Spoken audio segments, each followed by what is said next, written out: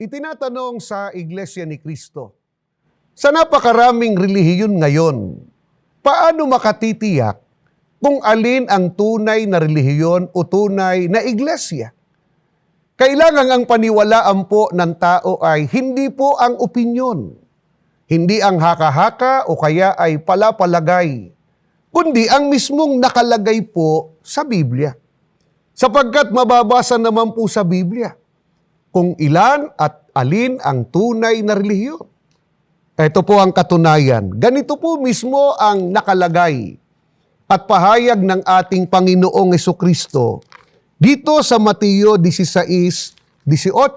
Pakinggan po ninyo. At sinasabi ko naman sa iyo na ikaw ay Pedro, at sa ibabaw ng batong ito ay itatayo ko ang aking iglesia.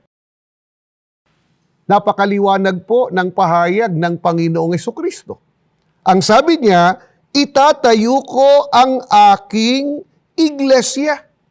Hindi po niya sinabing aking mga iglesia. Bakit natin natitiyak na ito ang tunay na relihiyon? Sa panahong Kristiyano o sa panahon po natin ngayon? Sapagkat ang nagtayo ay ang ating Panginoong Jesucristo. Ano po ang pangalan ng iisang iglesia na itinayo ng ating Panginoong Jesucristo?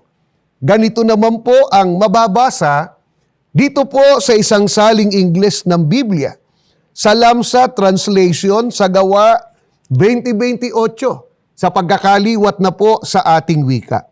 Ingatan ninyo kung gayon ang inyong sarili at ang buong kawan. Narito'y hinirang kayo ng Espiritu Santo na mga katiwala upang pakanin ang iglesia ni Kristo na binili niya ng kaniyang dugo. Napakaliwanag po ng patotoo ng banal na kasulatan. Iglesia ni Kristo ang pangalan ng iisang iglesia na itinayo ng ating Panginoong Hesukristo. Ano ang patotoo ng mga tagapagturo ng Iglesia Katolika tungkol sa iglesia na itinayo ng ating Panginoong Hesukristo?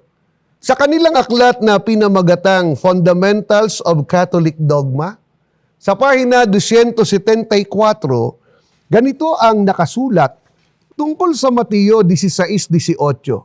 Si San Cipriano ay nagsalita tungkol sa pagtatayo ni Kristo ng iglesia at pinanganlan ang iglesia na Iglesia ni Kristo.